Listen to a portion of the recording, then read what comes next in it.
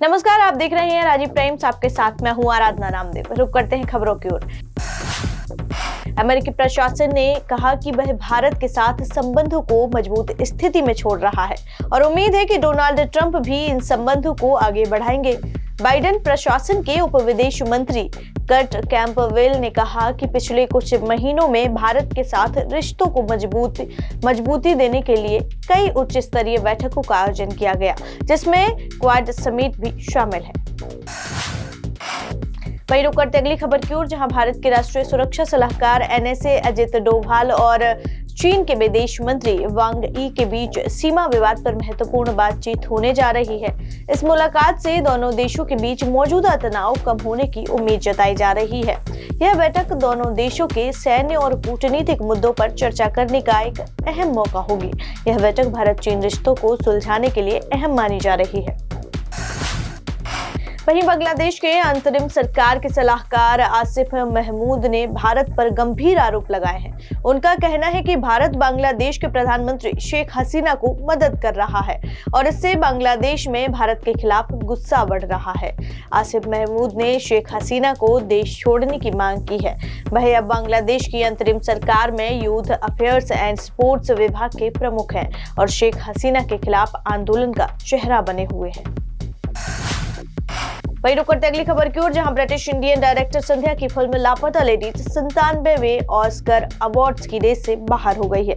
यह film foreign category में नामांकित की गई थी, लेकिन वह अंतिम 15 फिल्मों में जगह बनाने में असफल रही। वहीं डायरेक्टर संध्या की फिल्म संतोष अंतिम 15 में शामिल हुई है और ब्रिटेन का प्रतिनिधित्व करेगी। फिल्म लापता लेडीज को किरण राव ने डायरेक्ट किया था और आमिर खान प्रोडक्शन से प्रोड्यूस किया था। तो वहीं रुक करेंगे अगली खबर की ओर, जहां प्रियंका गांधी ने मंगलवार को संसद में एक बांग्लादेशी हिंदुओं और ईसाइयों के समर्थन वाला बैग लिया और वह चर्चा का विषय बन गया। मध्य प्रदेश सरकार के मंत्री कैलाश विजयवर्गीय ने इस पर तीखी प्रतिक्रिया दी। इसे हिंदू और ईसाई समर्थन का नाटक बताते हुए उन्होंने मुस्लिम तुष्टीकरण करार दिया है। उन्होंने कहा है कि प्रियंका गांधी का यह कदम कांग्रेस की खोती हुई जमीन पर मरहम लगाने का असफल प्रयास है। इससे पहले प्रियंका ने फिलिस्तीन के समर्थन में भी बयान दिया था।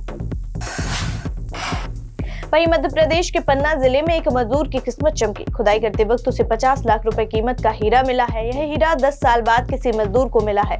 पन्ना क्षेत्र में हीरा खनन का काम काफी पुराना है और यहाँ की धरती से कई कीमती हीरे निकले हैं। मजदूर की यह किस्मत अब उसके जीवन को बदलने वाली साबित हो सकती है और उसे मिले इस हीरे से उसे बड़ी रकम मिल सकती है। मध्य प्रदेश में सर्दी का असर बढ़ता जा रहा है। पचमढ़ी में तापमान 1.6 डिग्री तक पहुंच चुका है। इसके अलावा भोपाल समेत राज्य के 10 शहरों में कड़ाके की ठंड पाई जा रही है। मौसम विभाग के अनुसार राजस्थान पर बने प्रेरित चक्रवात के कारण हवाओं का रुख बदलने की संभावना है। अगले 4-5 दिनों में ठंड से राहत मिलने की उम्मीद है, लेकिन दिन और रात के तापमान में बढ़ोतरी होने की संभावना है।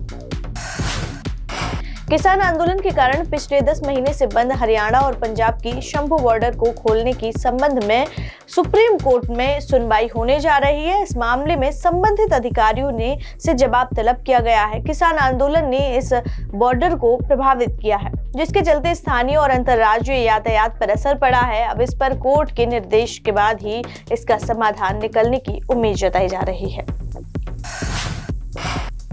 वहीं रुक करते अगली खबर की ओर, जहां मध्य प्रदेश की मोहन सरकार के 1 साल में विधानसभा की बैठकों की संख्या में भारी गिरावट आई है। इस दौरान विधानसभा सिर्फ 20 दिनों तक चली, जिससे जनता का विश्वास घटा है।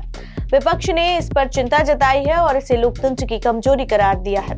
सरकार की ओर से भी यह माना गया है कि विधानसभा सत्रों की कमी का असर जनता पर पड़ा है और आगामी सत्रों में इसे सुधारने की कोशिश की जाएगी। वहीं रुक करते अगली खबर की ओर, जहां मध्य प्रदेश के मुख्यमंत्री, मंत्री और अफसरों ने पिछले 1 साल में हवाई यात्रा पर 32.85 करोड़ रुपए खर्च किए हैं। सरकारी आंकड़ों के मुताबिक कुल 666 विमान और हेलीकॉप्टर यात्राएं की गई हैं। यह खर्च सरकारी खजाने से किया गया है और इस पर विपक्ष ने सवाल उठाए हैं। राज्य सरकार पर आरोप लगाया है कि जब आर्थिक संकट का सामना हो तब ऐसी यात्राओं पर खर्च करना जनता के हित में नहीं है। इस बुलेटिन में फिलहाल इतना ही। देश दुनिया की तमाम खबरें देखने के लिए देखते रहिए राजीव टाइम्स। नमस्कार।